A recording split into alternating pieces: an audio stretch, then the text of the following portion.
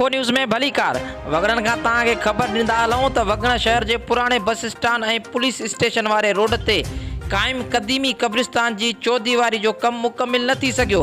मुक़दस कब्रुन की लताड़ से गडोगड शहर जा रोलू जानवर भी कब्रुन के मिसमार करण लगा। वधिक तफ़सीलात लाइ असां राब्तो कयो आहे वगड़ के रिपोर्टर अब्दुल सत्तार मुगेरी से। जी अब्दुल सत्तार, छा तफ़सीलात आहिनि?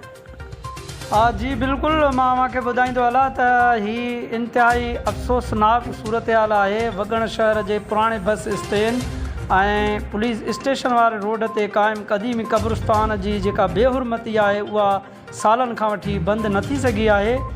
केतरनि रुपयनि के लागत से वगड़ टाउन खर्च करे हिनके चौदीवारी ते ॾियारी है, पर उहा चौदीवारी अणमुकम्मल करे उन चौदीवारी जो कम अध में छड़े जो अमलो है ठेकेदार है वो छड़े हलियो वियो है। उन जो इहो ही चवण है त मूंखे वधिक बजट कान ही, इन जे करे मूं हिन कब्रिस्तान कदीमी जे चौदीवारी जो कम मुकम्मल न कयो है।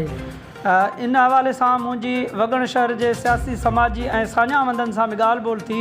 संदन इहो ही चयो त इंतहाई अफ़सोस थी रहियो आहे त ॿ लोहा गेड हिन कदीमी कब्रिस्तान ते बीहारे टिनी तरफ़नि ॾांहुं हिकु हथरादू जेके आहिनि उहे गेडियूं छॾियूं वयूं आहिनि।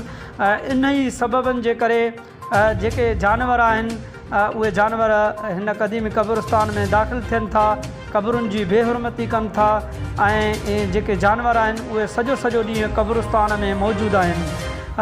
जेका हीअ सूरत हाल आहे इहा तमामु हिकिड़ी गणती जोगी सूरत हाल आहे।